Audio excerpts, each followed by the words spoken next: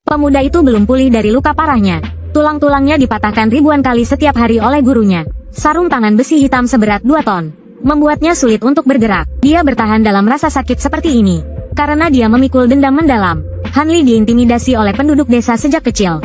Dia digantung di pohon selama 3.650 hari. Kakak perempuannya bahkan dipersembahkan sebagai upeti kepada utusan dinasti Yuan dan sahabat satu-satunya untuk menyelamatkan kakaknya. Tulang punggungnya dipatahkan dan dibunuh dengan kejam oleh utusan tersebut. Dia juga terluka parah dan hampir mati. Untungnya, surga memihaknya. Saat sekarat, dia diselamatkan oleh Wen Tailai, Master Tinju Petir.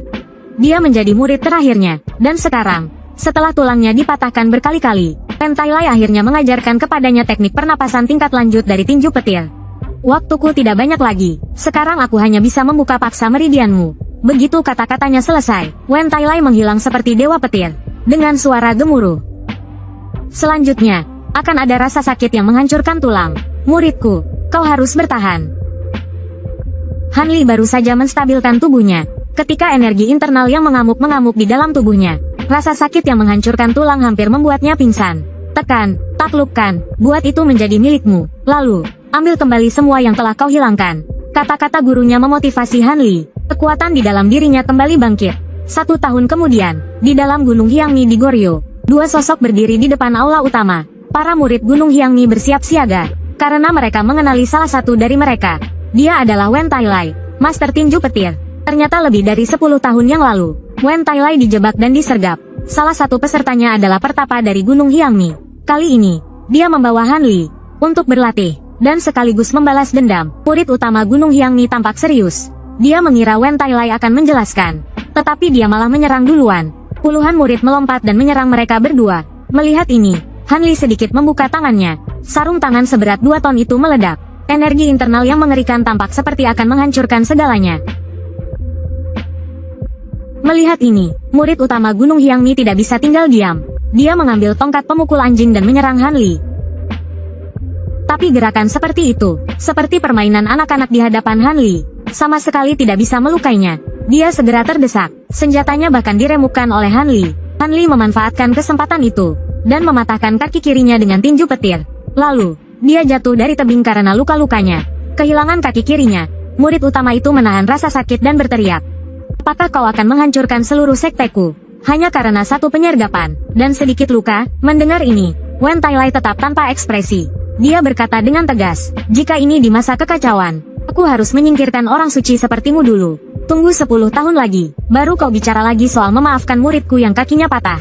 Setelah berkata begitu, ia berjalan tanpa menoleh ke kedalaman Gunung Xiangmiao. Dia ingin bertemu dengan yang disebut 3 dewa. Pertempuran selanjutnya mungkin akan menjadi pertempuran terakhir. Ilmu bela dirinya sangat tinggi, namun ia terlahir menderita. Dia pernah membasmi semua kejahatan demi semua makhluk. Tetapi hal ini membuat para dewa yang berkuasa merasa terancam. Zezunze, yang memimpin, membunuh istrinya dengan tipu muslihat. Putrinya pun hilang dan hidupnya tidak diketahui. Keluarga yang bahagia dan utuh pun hancur berantakan. Dia juga diserang oleh 30 dewa sakti. Malam itu, dia melanggar sumpahnya dan sendirian membunuh 20 dewa. Para dewa yang tersisa melarikan diri untuk melindungi diri. Meskipun dia selamat dari pertempuran ini, dia menderita luka yang tak tersembuhkan dan umurnya tidak lama lagi. Setelah itu, dia difitnah sebagai pembunuh yang jahat. Tetapi dia tidak membela diri. Dibandingkan dengan reputasi buruk, dia lebih ingin menemukan putrinya yang tercinta. Namun, setelah mencari di seluruh benua, yang dia dapatkan hanyalah kekecewaan yang tak berujung. Putrinya seperti menghilang tanpa jejak. Di saat-saat terakhir hidupnya, dia memilih untuk kembali ke tempat kelahirannya. Mungkin karena belas kasihan surga. Saat menjelang ajal, dia bertemu dengan pewaris ilmunya. Itulah muridnya, Hanli. Saat ini, Wen Tailai, si tangan petir, tiba di Gua Wanxian di kedalaman Gunung Xiangmiao. Dia menatap 3 dewa di atas panggung. Ketiga orang di hadapannya adalah petarung terkuat di benua ini. Namun saat ini, para dewa, yang biasanya arogan, berkata dengan tenang, "Tangan iblis, mengapa kau harus menjadi musuh kami? Bergabunglah dengan kami. Mari kita bangun negara baru bersama-sama. Jika kau terus keras kepala, kami akan menyegel tempat ini dengan batu raksasa. Kalian tidak akan pernah melihat matahari lagi seumur hidup kalian." Begitu kata-kata itu diucapkan, sebuah batu raksasa jatuh. Saat ini, Wen Tailai tampak tanpa ekspresi. "Kalian tidak bisa menjebak muridku. Sebelum itu, aku akan mengantar kalian bertiga ke jalan buntu." Kemudian dia melepas bajunya, memperlihatkan tubuhnya yang penuh luka. "Lier, ini terakhir kalinya guru mengajarimu. Semua jurus dan intinya, kau harus mengingatnya baik-baik. Melihat ini, tiga dewa tidak banyak bicara lagi. Dengan pedang terhunus, para dewa menyerang bersamaan. Mereka langsung menggunakan jurus andalan mereka. Tangan tersebar daun bambu, jari Fajra arus balik. 3 ledakan petir. Tenaga dalam yang dahsyat menghasilkan ledakan hebat. Sebelum kekuatannya menghilang, Wen Tailai melancarkan serangan lagi. Meriam 9 naga petir. Kedua belah pihak bertarung sengit. Wen Tailai melawan banyak musuh sendirian. Namun, dia tak gentar. Dia dengan lincah menghindari serangan mendadak. Lalu, ia meraih dan menarik lawannya dengan kuat. Rasa sakit yang hebat membuat sang dewa menjadi gila. Aku akan bertarung nyawa denganmu. Tangan Dewa Buddha, pedang surgawi, sambaran petir agung, telapak Fajra tertinggi. Melihat ini, Wen Tailai mengerahkan seluruh kekuatannya. Ini akan menjadi serangan terakhirnya. Ledakan petir langit. Debu dan asap tak kunjung hilang. Wen Tailai telah kehabisan tenaga dan jatuh ke tanah. Sang dewa, di bawah kekuatan dalam yang mengerikan, berubah menjadi debu sejarah. Lier, guru agak lelah. Yang paling guru khawatirkan adalah kamu dan putriku.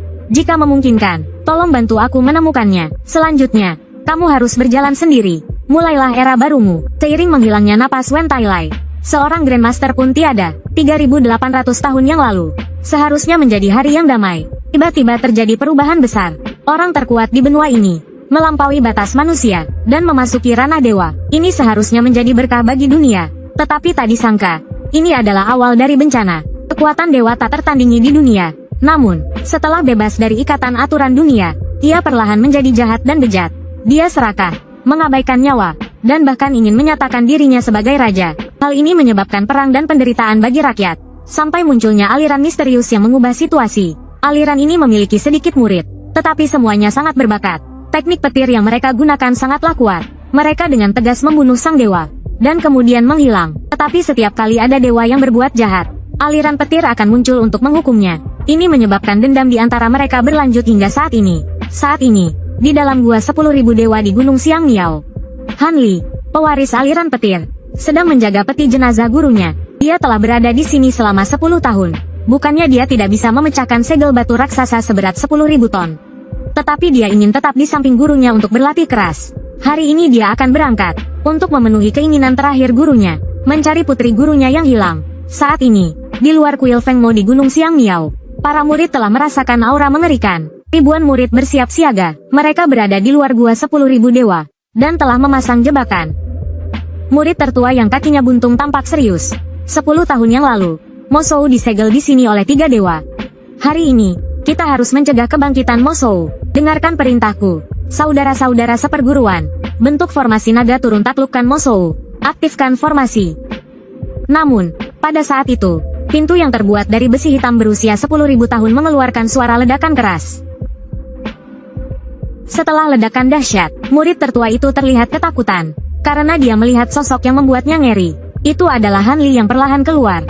Dia merasakan sinar matahari yang telah lama dirindukannya. Saat itu, seorang biksu tua berwajah ramah datang menghampiri.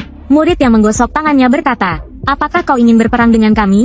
Dengan kultivasi Laona saat ini, membunuhmu sangatlah mudah." Mereka mengira Han Li akan menyerang. Tapi siapa sangka, dia malah melihat ke arah 3 patung megah di belakangnya. Patung-patung itu dibuat oleh para murid untuk mengenang 3 dewa. Han Li tidak bisa mentolerir keberadaan yang tidak pantas di tempat peristirahatan terakhir gurunya. Dia tidak bisa membiarkannya. Dia melangkah maju perlahan, dan dengan lembut meletakkan telapak tangannya di atas patung. Lembah Fangxian yang terkenal di dunia persilatan, saat ini berubah menjadi tumpukan puing. Han Li memandang rendah semua murid Gunung Xiang Miao.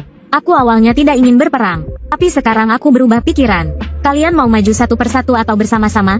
Sudahlah, kalian lebih baik maju bersama-sama saja. Setelah berkata demikian, aura mengerikan tiba-tiba meledak. Ribuan murid yang hadir tidak ada yang berani melangkah maju. Saat ini, hati Master Yuan Zheng dipenuhi rasa terkejut. Hanya dalam 10 tahun, kultivasinya telah mencapai tingkat tangan hantu? Tidak, mungkin dia telah melampaui tangan hantu. Memikirkan hal ini, kulit kepalanya merinding. Dia mengubah sikap arogannya sebelumnya. Karena Tuan tidak ingin berperang, maka kita tidak perlu repot. Tuan, silakan cepat pergi. Setelah berkata demikian, dia memberi jalan. Dia memperhatikan Han Li pergi. Sejak saat itu, Han Li memulai perjalanan barunya. Pemberhentian pertamanya adalah Liaoning, tahun ke-34 dinasti Yuan Agung. Sebagai penguasa Liaoning, keluarga Murong, kekuatan mereka secara bertahap tumbuh. Namun, Di puncak kekuasaan mereka, mereka tiba-tiba meninggalkan ambisi mereka dan mengasingkan diri. Selama lebih dari 10 tahun berikutnya, keluarga Murong hampir menghilang. Orang-orang berspekulasi bahwa mereka mungkin mengalami perubahan besar. Dan sekarang, keluarga Murong tiba-tiba muncul kembali. Meskipun secara lahiriah mereka tampak tidak tertarik pada dunia luar, tapi secara diam-diam, mereka diam-diam mengumpulkan harta karun, dan terus-menerus mengirimkannya ke markas keluarga. Namun, tidak ada rahasia yang bisa disembunyikan selamanya. Rahasia keluarga Murong yang mengumpulkan banyak harta karun ditemukan oleh penguasa Liaoning saat ini, Benteng Dali. Mereka mengirim mata-mata yang tak terhitung jumlahnya untuk menyelidiki. Mereka melihat rombongan pengangkut harta karun dihadang dan dirampok. Mata-mata itu mengikuti perampok ke penginapan Feng Cheng, dan kebetulan bertemu dengan Erying dari keluarga Murong yang datang menyusul. Erying bersikeras bahwa Benteng Dali yang telah merampok harta karun itu. Kedua belah pihak langsung bersiap untuk bertarung. Sepertinya pertarungan akan segera pecah. Tapi saat itu, sesosok bayangan muncul seperti hantu. Kedua belah pihak terkejut dalam hati. Pemuda yang tiba-tiba muncul di hadapan mereka sangat dekat, namun tak terasa. Dia adalah Han Li, yang datang dari Goryeo ke Feng Cheng, Liaoning. Dia mengabaikan tatapan semua orang, dan berjalan ke meja kasir. Dia meminta pemilik kedai untuk menyajikan semangkuk ramen. Saat itu, penginapan sudah kacau balau. Keluarga Murong, Benteng Dali, dan para perampok. Ketiga faksi tersebut terlibat pertarungan sengit. Saat itu, seorang murid Benteng Dali menyerang Han Li. Pertarungan masih berlanjut, tetapi murid-murid Benteng Dali mulai terdesak. Melihat situasi ini, Jie Wushu hanya bisa melarikan diri. Namun, Han Li tidak peduli. Dia baru saja mendengar tentang emas dari pemilik penginapan. Dia dengan cepat berjalan ke arah pemimpin perampok yang sekarat. Maaf, ilmu bela diriku tidak bisa menyelamatkan orang. Jadi, beritahu aku, di mana emas itu disembunyikan, atau kau tidak akan bisa mati. Dan rasa sakit akan terus menyiksamu. Sebuah jeritan mengerikan terdengar. Han Li akhirnya mengetahui lokasi emas tersebut. Di dalam gua Gunung Dongming, Han Li menatap emas batangan di depannya. Dia tidak menyangka jumlahnya begitu banyak. Dia mengisinya penuh satu tas. Kemudian, dia mengangkat kedua tangannya sedikit. Petir memancarkan cahaya terang di telapak tangannya. Sekarang aku jauh lebih tenang. Karena aku tidak bisa membawanya. Kalian juga tidak boleh memilikinya. Sementara itu, di markas Benteng Dali di Fusun, pemimpin benteng menatap mayat-mayat di lantai tanpa berkata sepatah kata pun. Kerugian kali ini sangat besar. Namun, pemimpin benteng tidak menyalahkan Jie Wushu. Orang ini misterius. Yang lebih dia khawatirkan adalah, mengapa keluarga Murong tiba-tiba muncul, dan mencari begitu banyak emas. Sepertinya dia harus waspada. Tiba-tiba, dia melihat sekilas sesuatu yang aneh di pojok ruangan. Dia mendekat untuk memeriksanya dan terkejut. Ternyata orang itu mati karena nadi jantungnya dihancurkan dengan cara yang mengerikan. Bahkan dia yang kuat pun tidak bisa melakukannya. Kekhawatirannya muncul kembali. Sepertinya perebutan kekuasaan kali ini akan sangat rumit. Di sisi lain, di keluarga Murong, kepala keluarga sangat marah karena cucunya kehilangan emas. Namun, cucunya merasa bingung. Keluarga Murong sangat kaya. Kehilangan emas ini tidak akan berpengaruh besar bagi keluarga. Namun, kata-kata kepala keluarga selanjutnya membuatnya mengerti betapa seriusnya masalah ini. 12 tahun yang lalu, keluarga Murong yang seharusnya berkuasa, jatuh dalam semalam. Karena suatu kejadian, mereka menemukan sebuah gua 3000 meter di bawah tanah Beiling, yang dapat mengubah dunia persilatan. Itu adalah warisan Kaisar Beiling. Sayangnya, gua Kaisar itu tidak sederhana. Untuk membuka warisannya, membutuhkan banyak sekali harta karun sebagai persembahan. Parahnya lagi, 4 keluarga besar yang bermusuhan. Karena tidak tahan ditindas oleh keluarga Murong, mereka membentuk aliansi 5 naga yang kuat. Dan bergabung dengan aliansi tangan besi. Mereka berencana untuk menghancurkan keluarga Murong. Namun anehnya, kepala keluarga Murong tidak melawan balik, malah membuat keputusan yang bertentangan dengan leluhur. Dia malah menunjukkan kelemahan dan memohon ampun. Lalu dia bergabung dengan aliansi 5 naga. Setelah itu, kepala keluarga dengan tegas membunuh semua tetua yang menentangnya. Lalu dia mengisolasi keluarganya dari dunia luar. Malam itu, mereka benar-benar jatuh dari puncak kejayaan. Saat ini, di markas besar keluarga Murong di Shenyang, kepala keluarga masih dipenuhi amarah.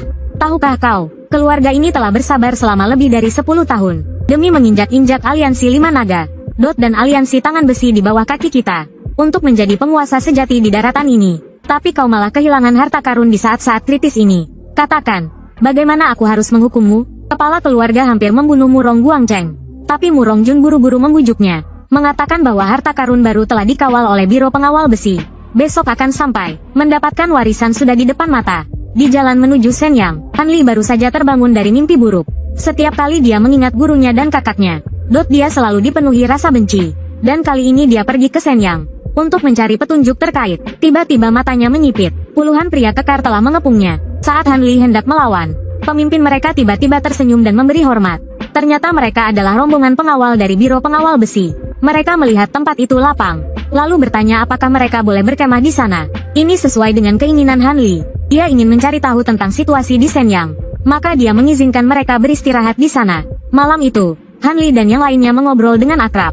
Namun, setelah mendengar informasi tentang dunia persilatan, wajah Han Li menjadi serius. Ternyata dunia persilatan saat ini sedang tidak damai. Berbagai faksi dan pendekar sakti bermunculan. Di antaranya, Raja Malam, 2 dewa, 3 penguasa, dan 4 pendekar. Hampir tak terkalahkan. Ketua Sekte 9 Gunung, Dewa Pedang Plum, Yun Huazi. Ilmu pedang dan gerakannya luar biasa. Komandan Aliansi 5 Naga, Dewa Tinju Huang Pujun. Tinju 7 lukanya disebut-sebut sebagai Raja Tinju.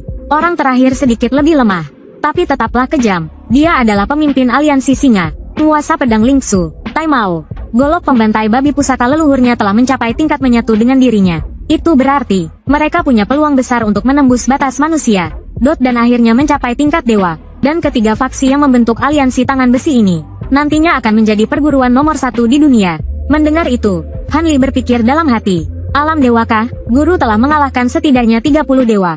Dengan kultivasiku saat ini, apakah aku bisa menjadi lawan mereka? Kita coba saja. Sepertinya perjalanan ke Shenyang ini semakin menarik. Gadis kecil itu baru berusia 7 tahun, tetapi sudah menjadi pengemis selama 4 tahun.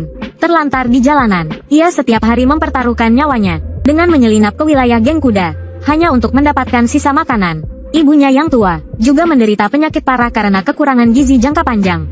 Semua ini terjadi karena ayahnya tiba-tiba menghilang secara misterius saat ia berusia 3 tahun. Hingga kini, hidup atau matinya tidak diketahui. Yang lebih aneh lagi, di kota besar ini, banyak keluarga yang mengalami kehilangan anggota keluarga. Mereka semua pergi merantau, lalu tiba-tiba menghilang tanpa jejak. Situasi ini telah berlangsung selama lebih dari 10 tahun. Hingga pria ini muncul, barulah ada titik terang. Dia adalah Han Li, yang datang ke Shenyang bersama rombongan pengawal barang. Begitu sampai di tempat ini, ia melihat gadis kecil itu dipukuli. Kalian keterlaluan memperlakukan anak kecil seperti ini. Han Li kemudian membuka kedua tangannya dengan cepat. Melihat kedua temannya langsung jatuh, pengemis yang tidak tahu malu itu tetap galak. Siapa kau? Berani-beraninya kau ikut campur urusan geng pengemis. Namun, yang menjawabnya adalah serangan Han Li lainnya. Han Li memandangi gadis kecil berpakaian compang camping itu, dan merasa iba. Saat itu, seorang lelaki tua misterius tiba-tiba berbicara, dan memberitahu Han Li bahwa waktu hilangnya orang-orang bertepatan dengan waktu penutupan gerbang keluarga Murong. Mungkin orang-orang hilang itu ada hubungannya dengan keluarga Murong. Mendengar itu, Han Li berpikir keras. Kakak dan putri guruku juga hilang pada waktu yang sama. Mungkinkah mereka juga terkait dengan hal ini? Sepertinya aku perlu menyelidiki ini. Sementara itu, pertempuran sengit tiba-tiba meletus di kota Shenyang. Benteng Dali menyerang markas keluarga Murong. Keluarga Murong pun terkejut. Yang lebih buruk lagi, Aliansi Tinju Besi, khususnya Liga Singa, juga ingin ikut campur. Secara terang-terangan mereka ingin mendamaikan perselisihan, tetapi diam-diam mengincar warisan Kaisar Agung.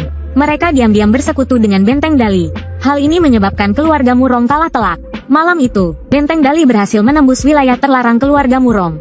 Untungnya pada saat-saat terakhir, kepala keluarga Murong menyelesaikan penggabungan emas, dan berhasil mendapatkan warisan Kaisar Beiling. Sejak saat itu, matahari dan bulan kembar muncul kembali di dunia. Keadaan pun berbalik. Saat ini, di atas tebing wilayah terlarang keluarga Murong, Han Li mengikuti pasukan besar ke tempat ini. Dia tidak ingin ikut campur dalam pertempuran para penguasa. Dia melihat sekeliling, dan tiba-tiba menemukan tempat yang mencurigakan. Dengan gerakan cepat, ia tiba di depan gubuk reyot itu. Lalu, ia perlahan mengangkat telapak tangannya. Debu pun menghilang. Han Li tercengang dengan pemandangan di depannya. Tak bisa berkata-kata. Di dalam, penuh dengan orang tua, lemah, sakit, dan cacat. Mereka terus menangis dan meratap, memohon Han Li untuk menyelamatkan mereka dari neraka ini. Ternyata, mereka adalah orang-orang kuat yang hilang dari kota. Keluarga Murong telah menculik mereka ke tempat ini dengan imbalan besar. Setelah itu, mereka diperlakukan seperti budak, dipaksa melakukan pekerjaan berat tanpa henti, diperas tenaganya sampai habis. Jika mati, mereka dikubur begitu saja. Dari ribuan pria kuat, kini hanya tersisa puluhan orang. Han Li merasa sangat terluka. Yang paling dibencinya adalah orang kuat yang menindas yang lemah. Kekejaman seperti ini, sepertinya kepala keluarga Murong tidak pantas hidup di dunia ini lagi. Kepala keluarga yang mengaku dari sekte terhormat ini, hanya karena bosan, telah membantai lebih dari 4.000 tetua klan. Ia bahkan menipu ribuan pria kuat ke tempat terlarang klannya, dan memanfaatkan keringat mereka untuk menggali harta karun, untuk membuka warisan Kaisar Agung yang legendaris. Dan sekarang, ia telah mendapatkan warisan itu. Ambisinya untuk menguasai dunia persilatan sudah sangat jelas. Saat ini, di luar tempat terlarang keluarga Murong, kepala keluarga memegang pedang kembar matahari dan bulan milik Kaisar Agung, memulai pembantaian. Benteng Dali yang seharusnya menang di bawah kekuatan senjata dewa mulai terdesak. Kepala benteng yang terluka dan terbaring tampak terkejut. Pedang kembar matahari bulan ternyata bisa menembus pertahanan Qi-nya. Rasa sakit dari luka di tangannya membuatnya merasa ada yang tidak beres. Saat itu, kepala keluarga Murong melihat sesosok bayangan. Itu adalah putra dari pendekar pedang Lingsu dari aliansi Singa. Kepala keluarga Murong mendengus dingin. Sepertinya aliansi Singa dan benteng Dali telah bersekutu. Keluarga Murong telah benar-benar dikhianati. Amarahnya memuncak tak tertahankan, karena kalian memilih untuk berkhianat. Kedua orang itu pingsan terkena aura pedang. Saat ini, kepala benteng bagaikan semut yang siap diinjak. Keluarga Murong pasti akan bangkit di Zongyuan, dan benteng Dalimu akan menjadi batu loncatanku. Setelah mengatakan itu, ia meningkatkan kekuatannya. Tiba-tiba, ledakan dahsyat terjadi tak jauh dari sana. Semua orang menoleh ke arah suara itu, dan tubuh mereka gemetar tanpa sadar. Seorang pemuda berdiri di tengah reruntuhan, seperti dewa yang turun dari langit. Tegak di tengah puing-puing, di sekelilingnya, tergeletak banyak murid keluarga Murong. Dan di mata hijau emerald pemuda itu, terpancar niat membunuh. Han Li melangkah maju perlahan. Dia menatap kepala keluarga dan berkata dengan tegas, menindas yang lemah dan seenaknya mengendalikan hidup dan mati orang lain. Apa yang akan kau lakukan untuk bertanggung jawab? Pikirkan baik-baik sebelum menjawab. Kalau tidak, itu mungkin kata-kata terakhirmu sebelum mati. Mendengar itu, kepala keluarga Murong tertawa karena marah. Sebagai pewaris Kaisar Beiling, dia yakin memiliki kekuatan untuk memandang rendah semua orang. Sungguh menggelikan. Apakah aku harus repot-repot mengurus sampah ini? Dia tiba-tiba mengangkat tangannya. Kekuatan dahsyat mengalir ke matahari dan bulan berbilah ganda. Kemudian, kedua bilah itu berubah menjadi roda cahaya penghancur. Menghadapi serangan yang datang, Han Li tetap tenang. Kekuatan dahsyat itu langsung menelan Han Li. Melihat itu, kepala keluarga tertawa terbahak-bahak. Tapi sedetik kemudian, tawanya terhenti. Serangan yang mengandung kekuatan dahsyat itu ternyata ditangkap Han Li dengan satu tangan. Menangkap bilah dengan tangan kosong. Kurasa begitulah. Senjata sakti yang dibuat keluarga Murong selama lebih dari 10 tahun. Ternyata hanya mainan seperti ini. Sepertinya keluarga Murong benar-benar lelucon. Meskipun serangan biasa itu ditahan paksa oleh kepala keluarga, tetapi kekuatan dahsyat itu membuat telapak tangan kepala keluarga mati rasa. Dalam hati, dia diam-diam terkejut. Siapakah pemuda ini sebenarnya? Masih muda, tapi mengapa kultivasinya begitu tinggi? Dia tak terkalahkan di dunia persilatan selama beberapa dekade. Tak terkalahkan dengan senjata kaisar di tangannya. Tapi hari ini, dia ketakutan oleh seorang bocah ingusan. Bocah itu tidak hanya tidak takut padanya, tetapi bahkan mengancam akan membunuhnya.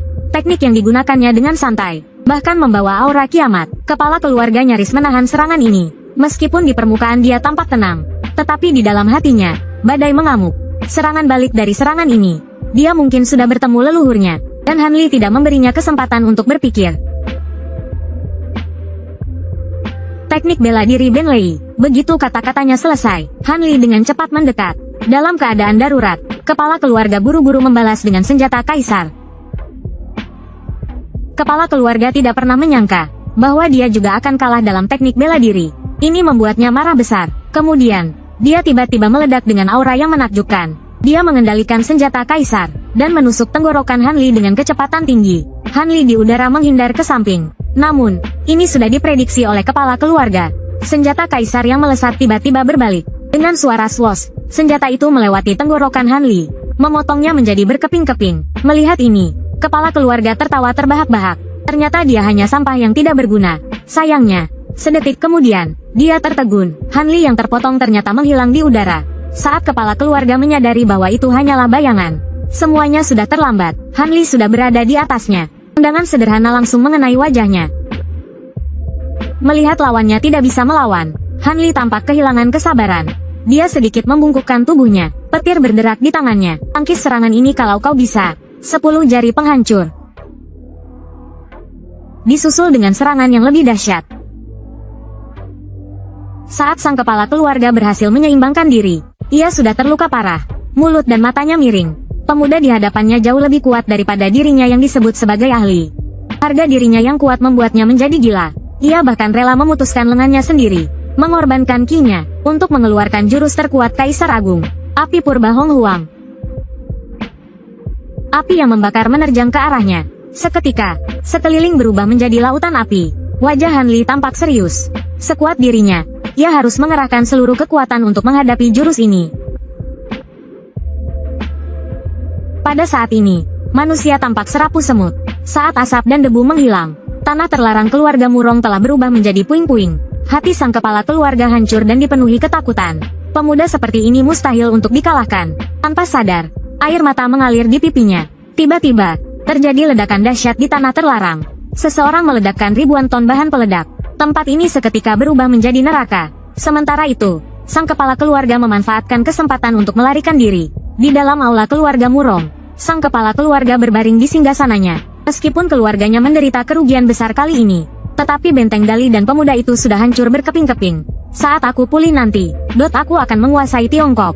Namun, tiba-tiba kilat menyambar. Sang kepala keluarga tewas dalam keterkejutan. Yang menyerangnya adalah Han Li. Ledakan itu tidak melukainya sedikit pun. Dari para penyintas, ia mengetahui bahwa pernah ada seorang gadis bernama Han Xiangya yang dijual ke Hei Sang, dan Hei Sang ini ternyata memiliki hubungan erat dengan aliansi Lima Naga. Konon, ada 3 pusaka sakti di dunia persilatan. Dengan mengumpulkan ketiga pusaka tersebut, seseorang dapat memerintah dunia, tak ada yang berani menentangnya. Pusaka pertama, ilmu Benlei Zizaigong, diwariskan dari klan Benlei. Ilmu ini sangat kuat, dan dapat dengan mudah menghancurkan apapun. Pusaka kedua, gadis sakti dunia persilatan, memiliki berbagai kemampuan magis, dan dapat memberikan bantuan besar kepada rekan-rekannya. Dapat dikatakan sebagai pendukung terbaik. Gadis sakti Sui Mei Gui, Lian Hua, dan Bing Hua adalah beberapa di antaranya. Pusaka ketiga adalah daftar nama pendekar Jiang Hu yang ditulis oleh Xie Bang. Daftar ini mencatat informasi tentang semua pendekar dan warisan mereka di dunia. Pemiliknya akan mendapatkan keuntungan besar. Saat ini, pusaka pertama dari 3 pusaka sakti berada di kota Shen yang kecil ini, yaitu Han Li, pewaris klan Benlei. Dan Han Li saat ini belum tahu bahwa pengemis tua di sampingnya juga memiliki salah satu pusaka. Asal-usul pengemis tua ini tidak diketahui. Setelah Han Li mendapatkan informasi tentang putri gurunya di tempat terlarang, pengemis tua Ma selalu mengikutinya. Dia memberitahu Han Li bahwa pedagang gelap itu mungkin memiliki markas besar di Taiyuan, dan menyatakan keinginannya untuk pergi bersama Han Li. Mendengar ini, Han Li langsung curiga. Siapa kau sebenarnya? Mengapa kau memberitahuku informasi ini? Masalah keluarga Murong. Apakah kau sengaja membimbingku? Katakan, apa tujuanmu sebenarnya? Begitu kata-kata itu terucap, aura dingin menyergap. Melihat situasi ini, pengemis tua itu buru-buru menjelaskan semuanya. Takut Han Li akan langsung membunuhnya. Ternyata, dia adalah Hong Qi, tetua ke-9 dari Sekte Xie. Dengan kedudukannya yang tinggi dan berkuasa, dia tidak pernah menyangka bahwa satu kalimat dari orang tua yang tidak dikenal akan mengubah hidupnya. Dia bertemu dengan seorang lelaki tua yang tak dikenal di lereng Suelei di luar kota Shenyang. Orang tua itu tampak tidak memiliki tenaga dalam, tetapi dengan satu sentuhan jari, dia memilih patung naga biru yang terbuat dari besi hitam berusia 1000 tahun menjadi bentuk spiral. Ini benar-benar mengubah pemahamannya tentang seni bela diri. Dan kalimat orang tua itu, keturunanku akan datang, membuat pengemis tua Xie sangat penasaran. Setelah itu, dia menunggu di tempat yang sama untuk kedatangan keturunan itu. Dia menunggu selama 15 tahun, dan yang dia tunggu adalah Han Li. Han Li memiliki aura yang sama dengan orang tua itu. Pengemis tua itu mengenalinya dalam sekejap. Untuk menunjukkan niat baiknya kepada Han Li, dia memberikan informasi tentang tempat terlarang keluarga Murong kepada Han Li. Kemudian, serangkaian peristiwa terjadi di keluarga Murong. Setelah menjelaskan alasannya, Hong Qi mengeluarkan sebuah buku rahasia dari sakunya dan memberikannya kepada Han Li. Han Li terkejut saat melihatnya. Buku rahasia itu ternyata adalah harta karun yang hilang. Daftar orang terkenal di dunia persilatan. Hong Qi kemudian memberi hormat dan berkata, "Penjantan mudahan, saya sangat tertarik dengan silsilah petir. Bisakah Anda memberitahu saya asal-usul silsilah ini, agar saya dapat menyelesaikan daftar ini? Sebagai imbalannya, Sekte Xie akan mengikutimu. Tidak peduli seberapa sulit orang yang Anda cari. Sekte Xie akan membantumu dengan sekuat tenaga." Melihat ketulusannya, Han Li menangkupkan tangannya dan membalas hormatnya. "Senior, tidak perlu bersikap formal. Aku akan memberitahumu semua yang aku tahu tentang silsilah petir.